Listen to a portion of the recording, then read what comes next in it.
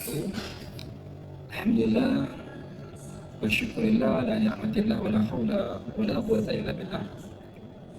Allahumma salli ala sayyidina Muhammadin wa ala alihi wa sahbihi wa wala. Alhamdulillah, sahabat-sahabat mahasiswa, jumpa kembali kita dalam perkuliahan kita, yaitu pada mata kuliah Hukum Bisnis Islam. Gimana kabarnya? Sehat semua? Alhamdulillah. Alhamdulillah, karena kita pantas bersyukur kepada Allah Subhanahu wa Ta'ala. Pada jumpa kali ini kita semua dalam keadaan sehat. Pada jumpa kali ini kita dalam keadaan penuh dengan rahmat Allah Subhanahu wa Ta'ala, yang mana kita sama-sama menjalani ibadah wajib kita, yakni menuntut ilmu. Sahabat-sahabat mahasiswa yang dirahmati Allah Subhanahu wa Ta'ala, pada pertemuan kali ini, pertemuan kita ke-9, kita akan membahas tentang akad di dalam ekonomi syariah. Yani pada hari ini kita akan membahas akad tentang tabarruk, ya, dimana yang kita akan bahas tentang akad tabarruk ini, akad qard, akad wadiah, akad kafalah, hawalah, dan akad rahan, ya. Adapun materi hari ini, ya, yang perlu dicapai untuk mata kuliah ini atau sub CPMK-nya, yakni memahami akad-akad pelengkap, akad penunjang di dalam akad syariah yang tujuannya adalah untuk kebajikan, ya, sosial, yaitu akad tabarruk. Adapun pokok pembahasan kita adalah tentang akad wadiah, akad wakalah, kafalah, kemudian hawalah, serta juga rahan dan akad qard, ya. Yang indikator-indikatornya nanti adalah ketepatan mahasiswa dalam menganalisis fungsi-fungsi akad, baik itu bergadai yang syariah ataupun dalam penjaminan, dalam pemberian pinjaman kebajikan dalam ekonomi syariah dan khususnya dalam perbankan syariah. Kita memasuki tentang ekonomi syariah ini, akad-akad tabarruk, ya, di mana filosofinya adalah membangun kesejahteraan melalui filantropi Islam, ya, tujuan akad tabarruk itu sendiri. Kemudian akad-akad tabarruk itu definisinya, ya, secara definisi adalah perjanjian atau kontrak akad yang bertujuan untuk kebaikan murni dan tolong-menolong, atau akad yang non-profit. Jadi akad tabarruk ini akad yang tidak ada tujuan komersil atau profitnya sama sekali, ya. Di sini pada akad tabarruk, yang memberi akad atau pemberi tidak mengharapkan imbalan materi dari penerima, ya. Ketika berakad ada orang yang memberi, baik itu pinjaman lunak atau orang yang menggadaikan ataupun orang yang menitipkan, itu tidak menerima imbalan sekalipun, melainkan hanya berharap kebajikan atau kebaikan pahala dari Allah Subhanahu wa Ta'ala.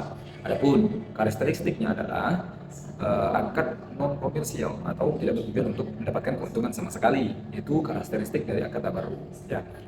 Kemudian akad ini bersifat sosial, ya, berorientasi pada kemaslahatan, dan akad ini sifatnya sukarela.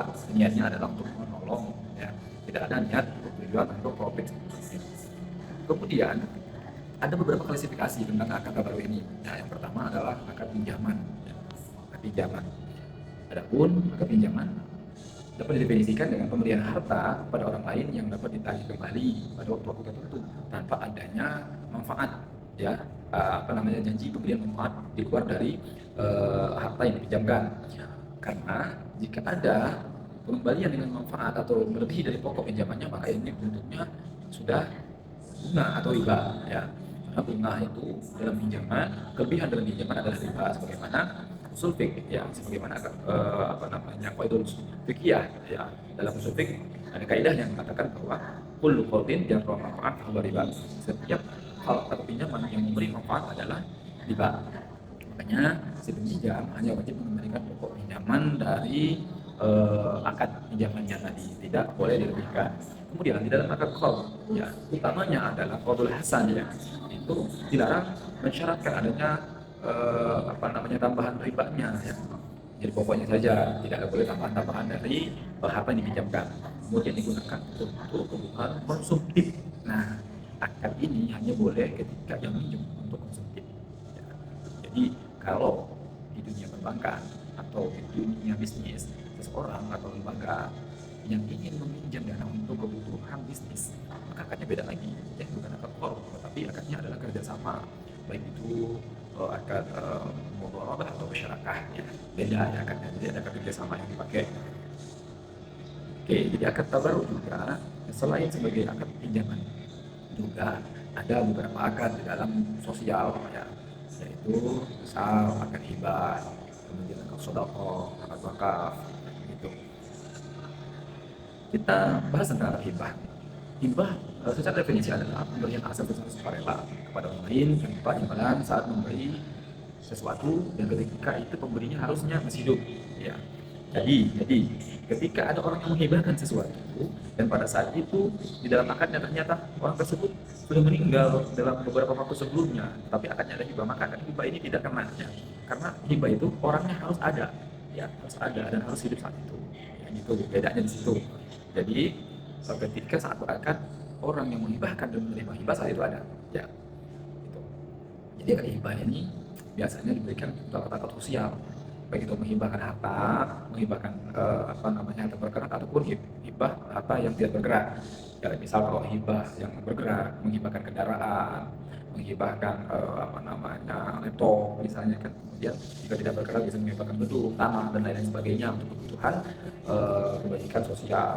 Itu misalnya hibah untuk bikin pondok pesantren, ya, kemudian hibah untuk kebutuhan masyarakat lainnya itu.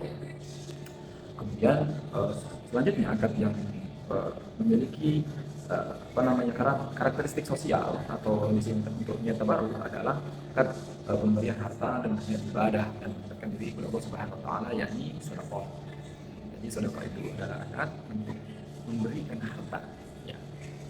Kita ketika memiliki harta kita berikan dengan niat ibadah kepada Allah Subhanahu wa taala, maka pemberian itu secara utuh niatnya adalah untuk mendekatkan diri kepada Allah Subhanahu wa taala, yang misalnya mensedekahkan sejumlah uang untuk fakir, untuk fakir miskin ya. Jadi gak ada niat lain ya, ini aku mensedekahkan dengan minta ini minta itu, niat ini niat apa, tidak ada niat lain kecuali niat untuk ibadah. Jadi itu ya kalau atas sedekah. Kemudian juga bisa juga sedekah itu mensedekahkan ilmu pengetahuan, misalnya bisa ya sedekah itu. Oke, kemudian selanjutnya akad wakaf. Pernah dengar wakaf kan? Ya. Jadi wakaf dapat didefinisikan adalah menahan aset pokok seseorang dan mendistribusikan untuk kebermanfaatannya diberikan kepada kepentingan umum atau kepentingan sosial, atau kepentingan masyarakat, kepentingan agama. Jadi menahan asetnya, dan manfaatnya itu diberikan kepada orang lain, kepada orang banyak, kepada agama ya, untuk kebutuhan fisabilillah misalnya lah, dan tujuannya juga lillahi ta'ala agar Allah meridhai akan mendapatkan pahala dan rahmat dari Allah Subhanahu wa taala. Itu akan wakaf. Jadi contohnya apa? Ada seseorang yang ingin mewakafkan tanahnya untuk membangun masjid misalnya, maka tanah tersebut akadnya ada diberikan kepada pengelola masjid ya, untuk didirikan masjid atau pengembangan masjid. Nah, itu akadnya wakaf ya, manfaatnya diberikan kepada masjid atau untuk kepentingan umat ya. Baik itu juga misalnya kita wakafkan tanah kita untuk pesantren ya, pondok tahfiz ya, maka itu termasuk dari wakaf itu sendiri ya. Jadi kadang-kadang kita suka mendengar ini tanahnya kan wakaf untuk pembangunan masjid. Nah, adapun secara administrasi tanah wakaf tersebut juga digunakan untuk kepentingan umum, dan administrasinya sertifikatnya atas nama sertifikat wakaf. Kita tahu juga bahwa di Indonesia ini ada Badan Wakaf Nasional ya, Badan Wakaf Indonesia BWI namanya. Kita bisa menamakan sertifikat yang atas nama pribadi tadi dengan akad wakaf menjadi sertifikat wakaf, dan setelah itu nanti sertifikatnya bisa kita titipkan kepada Badan Wakaf Indonesia ya, setiap daerah ada ya wakaf Indonesia itu. Sahabat-sahabat mahasiswa sekalian, kemudian ada beberapa akad lagi ya di dalam akad tabarruk, yaitu akad jasa, kemudian akad penjaminan ya, akad jasa ya. Akad penjaminan dan jasa ini dikenal dengan akad kafalah dan hawalah. Pernah dengar nih? Iya. Ya, silakan lihat slide materinya ya. Dua akad kafalah dan akad hawalah.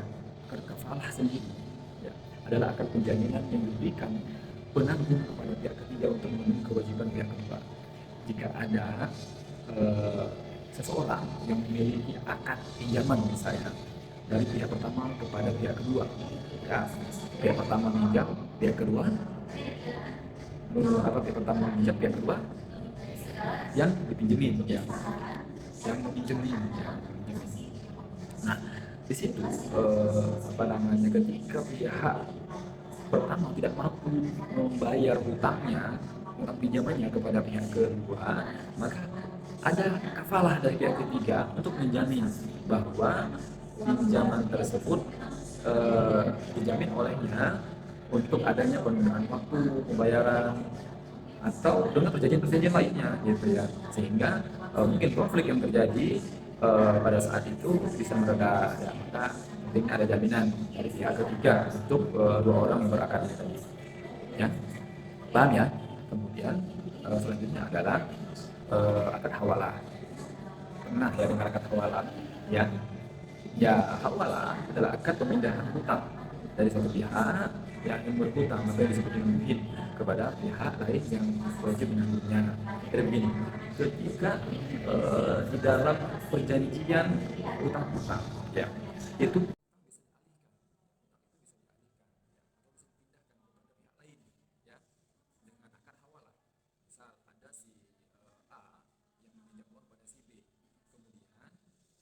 ketika tidak mampu membayar, dia mengalihkan hutangnya, membayar hutangnya kepada pihak lain yaitu si C, sehingga si A itu ketika tidak mampu membayar dialihkan kepada si C, maka hutangnya telah teralihkan.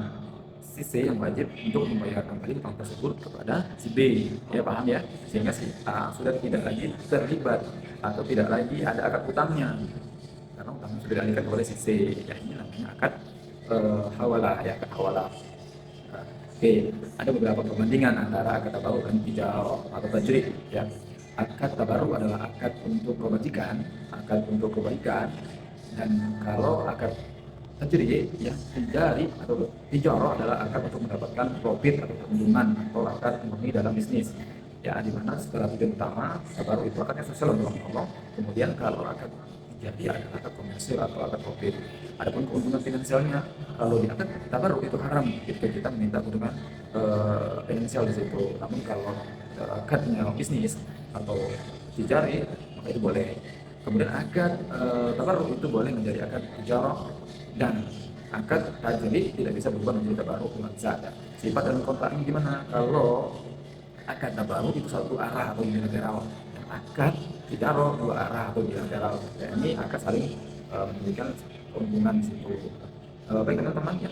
Kemudian ada dampak sosialnya, ada ya, di mana akad tabarruk ini 100% manfaatnya untuk sosial. Akad tabarruk itu berperan krusial dalam distribusi kekayaan, ya, di mana seorang muslim harus mendistribusikan kekayaannya melalui akad wakaf, sedekah. Sektor ekonomi real dapat didukung tanpa beban biaya yang dapat memberikan masyarakat kecil, yang jadi ada pendistribusian yang adil antara orang yang memiliki harta lebih kepada orang-orang yang tidak memiliki harta atau orang-orang yang tidak mampu berkehidupan, orang fakir dan miskin, dengan adanya akad tabarruk, akad sosial ini melalui sedekah, infak, ya, gitu. Oke, ada implementasinya di dalam dunia perbankan, yang misalnya akad tabarruk digunakan juga sebagai pelengkap untuk memberikan layanan sosial seperti pendidikan kebajikan, yaitu qardul hasan, ya, di mana di sini tidak ada nisbah pengembalian atau pemberian keuntungan. Misalnya di sini hanya untuk akad hibah saja, kan. Akad tabarruk ini tujuannya untuk qardul hasan atau pinjaman kebajikan saja, ya. Kemudian asuransi juga ada salingnya, saling berbagi risiko di dalam kehidupan yang ada peserta asuransi. Itu implikasinya dalam dunia perbankan, asuransi. Baik sahabat-sahabat semua, itu saja yang dapat disampaikan untuk kali ini. Ya, semoga kita dapat memahami, ya, apa itu akad tabarruk dan apa itu akad tijari atau tijarah, ya, akad sosial dan akad yang tujuannya adalah profit, yang mendapatkan keuntungan atau profitabilitas. Sahabat-sahabat semua, itu saja yang saya sampaikan. Terima kasih. Assalamualaikum warahmatullahi wabarakatuh.